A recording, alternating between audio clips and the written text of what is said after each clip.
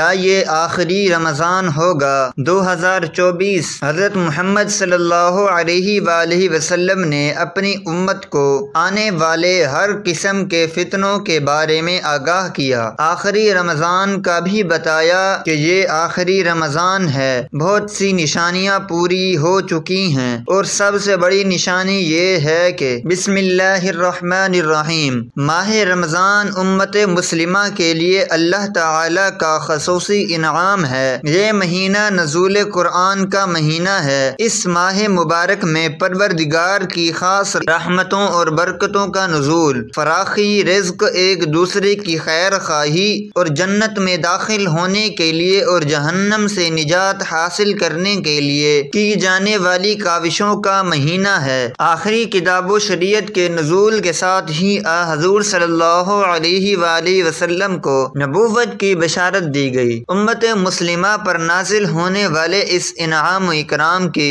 خوشی اور شکرانے کے طور پر مسلمان ایک ماہ کے روزے رکھ کر اضافی عبادت کا تحفہ ملا، اور پروردگار نے ارشاد فرمایا، اے ایمان والوں، تم پر اسی طرح روزے فرض کیے گئے ہیں جیسے تم سے پہلے لوگوں پر فرض کیے گئے تھے، تاکہ تم پرہیزگار بن جاؤ۔ اس آیت کریمہ سے وضاحت ہو رہی ہے کہ مسلمانوں سے پہلے بھی دیگر امتوں پر روزے فرض قرار دیے گئے تھے تاکہ وہ تقویٰ کے اعلیٰ درجات پر فائز ہو سکیں۔ رمضان المبارک کی اہمیت رسالت مآب صلی اللہ علیہ وآلہ وسلم کی اس حدیث مبارکہ سے بہت واضح ہو رہی ہے کہ جس میں آپ صلی اللہ علیہ وآلہ وسلم نے فرمایا، اگر معلوم ہو جائے کہ رمضان کی کیا اہمیت ہے تو امت تمنا کرے سارا سال ہی روزے ہوں۔ رمضان المبارک کا یہ مقدس مہینہ ساری دنیا کے مسلمانوں کے لیے ذکر و فکر، تسبیح و تہلیل، کثیر تلاوت، نوافل اور صدقہ و خیرات کا باعث بنتا ہے۔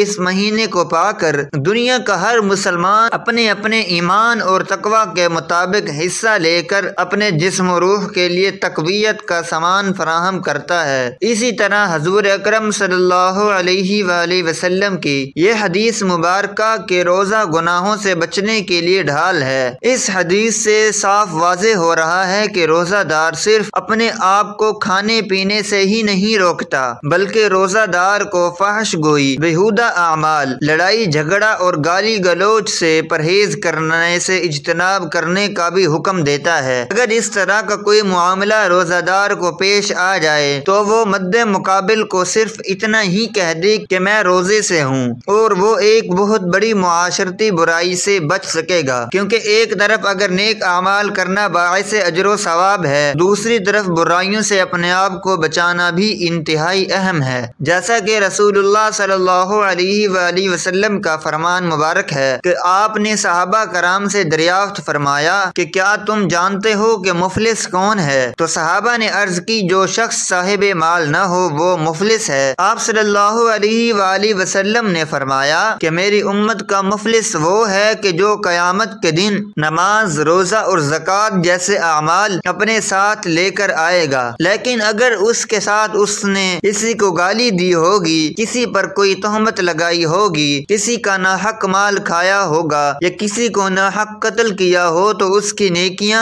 مظلوموں میں تقسیم کر دی جائیں گی، اور اگر اس کی تمام نیکیاں ختم ہو جائیں گی تو اس مظلوم کے گناہ اس کے نامہ اعمال میں ڈال دیے جائیں گے۔ اسی طرح روزے کی فضیلت کے حوالے سے حضرت ابن عمر رضی اللہ تعالی عنہ سے روایت ہے، حضور نبی کریم صلی اللہ علیہ وآلہ وسلم نے فرمایا، جنت سال کے آغاز ہی سے اگلے سال تک رمضان المبارک کے لیے سجا دی جاتی ہے۔ آپ صلی اللہ علیہ وآلہ وسلم نے فرمایا، جب رمضان المبارک کا پہلا دن ہوتا ہے تو عرش کے نیچے سے ایک ہوا چلتی ہے جو جنت کے درختوں کے پتوں سے حور عین پر پھیل جاتی ہے۔ پس وہ حور عین یہ دعا مانگتی ہیں، اے اللہ، ہمارے لیے اپنے بندوں میں سے ایسے شوہر بنا جن سے ہماری آنکھیں ٹھنڈی ہوں اور نام سے ان کی امی ٹھنڈی ہو۔ قرآن مجید میں اللہ تبارک و تعالی نے روزے کا حکم دیتے ہوئے فرمایا کہ لعلکم تتقون، یعنی تم پر روزہ فرض کیا جاتا ہے شاید کہ تم پر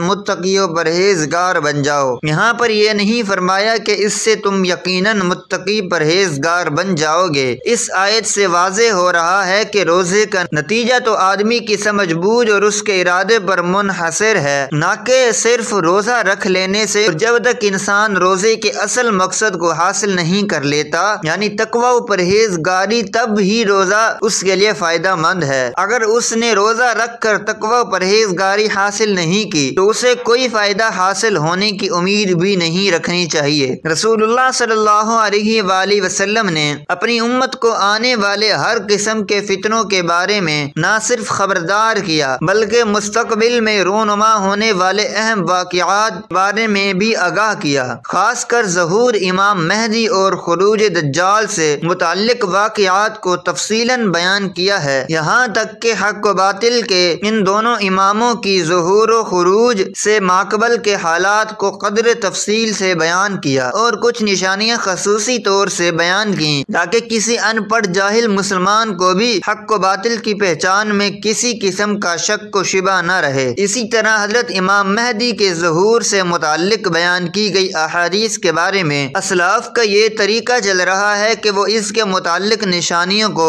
ہمیشہ اپنے سامنے رکھتے تاکہ حضرت امام مہدی کے ظہور کے وقت حق و باطل کے درمیان ہونے والے مارکے ہیں وہ حق کے ساتھ کھڑے ہوں اور باطل ان کو دھوکہ نہ دے سکے۔ حضرت امام مہدی کے ظہور سے قبل قریب ترین نشانیوں میں سے ایک نشانی رمضان المبارک میں ایک زوردار آواز سنائی دینا ہے، چاہے وہ بیچ کی صورت میں ہو یا دھماکے کی صورت میں۔ نصف رمضان کی رات یعنی 15ویں شب کو ہوگا اور وہ جمعہ کی شب ہوگی۔ اسی طرح اس رمضان میں سورج گرہن کا ہونا، آسمان پر ستون کی مانند کسی چیز کا روشن ہونا، اور سب سے بڑھ کر اس رمضان میں ملک شام میں سفیانی کی جانب سے مسلمانوں کا قتل عام کرنا وغیرہ۔ رسول اللہ صلی اللہ علیہ وآلہ وسلم نے فرمایا، رمضان میں ایک زبردست آواز آئے گی۔ صحابہ کرام رضوان اللہ تعالی علیہم اجمعین نے پوچھا، یا رسول اللہ صلی اللہ علیہ وآلہ وسلم، آواز رمضان کے اول میں ہوگی، درمیان میں یا پھر آخر میں؟ آپ صلی اللہ علیہ وآلہ وسلم نے فرمایا، نصف رمضان میں جمعہ کی رات ہوگی تو آسمان سے ایک زوردار آواز آئے گی جس سے 70,000 لوگ بے ہوش ہو جائیں گے اور 70,000 اندھے ہو جائیں گے اور 70,000 بہرے ہو جائیں گے۔ ایک اور روایت کے مطابق 70,000 راستہ بھٹک جائیں گے اور 70,000 لڑکیوں کی وقارت زائل ہو جائے گی۔ صحابہ کرام رضی اللہ تعالی عنہم نے دریافت کیا، یا رسول اللہ صلی اللہ علیہ وآلہ وسلم، تو آپ کی امت میں سے اس آواز سے کون محفوظ رہے گا؟ رسول اللہ صلی اللہ علیہ وآلہ وسلم نے فرمایا، جو اس وقت اپنے گھروں میں رہے اور سجدوں میں گر کر پناہ مانگے اور زور زور سے تکبیریں کہے۔ پھر اس کے بعد ایک اور آواز آئے گی، پہلی آواز حضرت جبرائیل علیہ السلام کی ہوگی اور دوسری آواز شیطان کی ہوگی۔ پھر فرمایا کہ واقعات کی ترتیب یہ ہوئی کہ آواز رمضان میں ہوگی، دراصل جنگ کی گنگرج یا شور شرابہ ہوگا جو کہ شوال کے مہینے میں ہوگی، اور ذی القعدہ میں قبائل عرب بغاوت کرے گی، اور ذی الحجہ میں حاجیوں کو لوٹا جائے گا۔ رہا محرم کا مہینہ، محرم کا ابتدائی حصہ میری امت کے لیے آزمائش ہے، اس کا آخری حصہ میری امت کے لیے نجات ہے۔ اس دن وہ سواری بمع کجاوے کے جس پر سوار ہو کر مسلمان نجات پائے گا، جہاں اس کے لیے 1 لاکھ سے زیادہ قیمت والے اس مکان سے بہتر ہوگی جہاں کھیل و تفریح کا سامان ہوگا۔ رسول اللہ صلی اللہ علیہ وآلہ وسلم نے فرمایا، رمضان میں ایک آواز سنائی دے گی، شوال میں شور شرابہ ہوگا اور ذی القعدہ میں قبائل کی باہی کش۔ اس سال حاجیوں کو لوٹا جائے گا اور مینا میں بڑا کشت و خون ہوگا، بہت سے لوگ قتل کیے جائیں گے، وہاں اس وقت خون ریزی ہوگی جبکہ وہ جمرہ عقبہ میں ہوں گے، اور محرم میں ایک ندا دینے والا آسمان سے ندا دے گا کہ جان لو یہ مہدی اللہ کا خلیفہ ہے، اس کی سنو اور اطاعت کرو۔ حضرت عبداللہ ابن مسعود رضی اللہ تعالی عنہ سے روایت ہے کہ رسول اللہ صلی اللہ علیہ وآلہ وسلم نے فرمایا، رمضان میں چیخ سنائی دے گی تو شوال میں شور شرابہ ہوگا اور ذی القعدہ میں قبائل کی بغاوت ہوگی اور ذی الحجہ میں خون، اور محرم کا مہینہ تو کیا ہی مہینہ۔ ہم نے پوچھا، یا رسول اللہ صلی اللہ علیہ وآلہ وسلم، یہ چیز کیسی ہوگی؟ آپ صلی اللہ علیہ وآلہ وسلم نے فرمایا، 15 رمضان المبارک جمعہ کی رات کو دھماکہ ہوگا جو سونے والے کو بیدار کرے گا، کھڑے ہونے والے کو بٹھا دے گا۔ شریف زادیاں اپنی خلوت گاہوں سے جمعہ کی رات کو نکل آئیں گی۔ اس سال زلزلے کثرت سے آئیں گے، جب تم جمعہ کے دن فجر کی نماز پڑھ لو تو اپنے اپنے گھر میں داخل ہو کر دروازے اور کھڑکیاں بند کر لینا اور اپنی چادریں اوڑھ لینا، اپنے کان بند کر لیں، اور جب تمہیں چیخ کا احساس ہو تو اللہ کے سامنے سجدہ ریز ہو جانا، اور یہ پڑھنا کہ پاک ہے وہ ذات جو نقائص سے پاک ہے، تو جو ایسا کرے گا وہ نجات پائے گا اور جو ایسا نہیں کرے گا وہ ہلاک ہو جائے گا۔ محمد بن علی رحمۃ اللہ علیہ کا قول ہے، جو نشانیاں جو زمین و آسمان کی تخلیق سے لے کر آج تک نظر نہیں آئیں، پہلی رمضان المبارک کی رات چاند گرہن لگے گا اور دوسری 15 رمضان کو سورج گرہن لگے گا۔ جب سے اللہ نے زمین و آسمان کو پیدا کیا ایسا نہیں ہوا۔ یہ بات حقیقت ہے کہ سورج گرہن ہمیشہ چاند کی شروع کی تاریخوں میں ہوتا ہے اور چاند گرہن ہمیشہ ایام میں ہوتا ہے، یعنی 13، 14 اور 15 کی تاریخ کو ہوتا ہے، لیکن ظہور مہدی سے ماہ قبل رمضان میں یہ ترتیب بدل دی جائے گی۔ حضور اکرم صلی اللہ علیہ وآلہ وسلم نے فرمایا، لوگوں قیامت سے پہلے ایک رمضان ایسا آئے گا جس میں ایک ایسی شدید آواز آئے گی اور دنیا میں کوئی نہیں جان سکے گا کہ آواز کہاں سے آئی۔ آپ صلی اللہ علیہ وآلہ وسلم نے فرمایا، اگر رمضان میں ایسی آواز سنائی دے جس کا کوئی کھوج نہیں لگایا جا سکا تو پھر 1 سال کا رزق اپنے گھروں میں سمیٹ کر رکھ لینا۔ کہاں کی عقل مندی ہے۔ حضرت جابر رضی اللہ تعالیٰ عنہ فرماتے ہیں کہ میں نے رسول اللہ صلی اللہ علیہ وآلہ وسلم کو یہ فرماتے ہوئے سنا کہ میری امت میں ایک جماعت یوم قیامت تک سر بلندی کے ساتھ حق کے لیے برسرے پیکار رہے گی۔ اس سے معلوم ہوتا ہے کہ مومنین کی ایک ایسی گھروں میں سمیٹ کر رکھ لینا کہاں کی عقل مندی ہے۔ حضرت جابر رضی اللہ تعالیٰ عنہ فرماتے ہیں کہ میں نے رسول اللہ صلی اللہ علیہ وآلہ وسلم کو یہ فرماتے ہوئے سنا کہ میری امت میں ایک جماعت یوم قیامت تک سر بلندی کے ساتھ حق کے لیے برسرے پیکار رہے گی۔ اس سے معلوم ہوتا ہے کہ مومنین کی ایک ایسی جماعت قیامت کے دن تک زندہ رہے گی، مگر مندرجہ ذیل احادیث طیبہ میں صراحت ہے کہ قیامت سے پہلے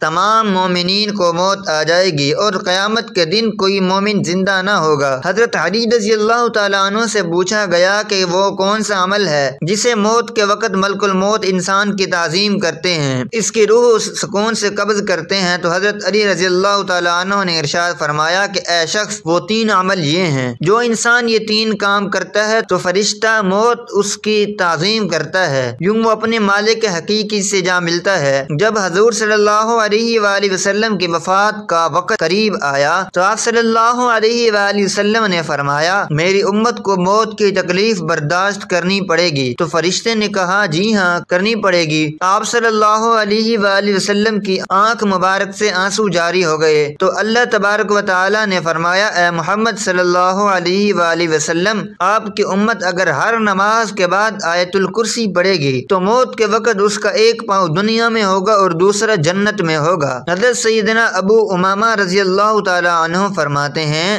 رسول اللہ صلی اللہ علیہ وآلہ وسلم نے فرمایا، جو شخص ہر فرض نماز کے بعد آیت الکرسی پڑھے تو اس کو جنت میں داخل ہونے سے موت کے سوا کوئی چیز نہیں روک سکتی۔ ام المؤمنین سیدہ عائشہ صدیقہ رضی اللہ تعالی عنہا فرماتی ہیں کہ میں نے نبی کریم صلی اللہ علیہ وآلہ وسلم کو دیکھا جب آپ صلی اللہ علیہ وآلہ وسلم سکرات الموت میں مبتلا تھے تو آپ صلی اللہ علیہ وآلہ وسلم کے پاس پانی کا پیالہ رکھا تھا جس میں پانی تھا۔ آپ صلی اللہ علیہ وآلہ وسلم پیالے میں اپنا ہاتھ ڈبوتے اپنے چہرے مبارک پر پھیر دے اور یوں فرماتے، اے اللہ، موت کی سختی دور کرنے کے ساتھ میری مدد فرما۔ اللہ رب العزت ہمیں بھی موت کی سختی سے محفوظ فرمائے، آمین۔ ناظرین، کمنٹ باکس میں اللہ تعالیٰ کے 99 ناموں میں سے ایک نام ضرور ٹائپ کرے۔ شکریہ۔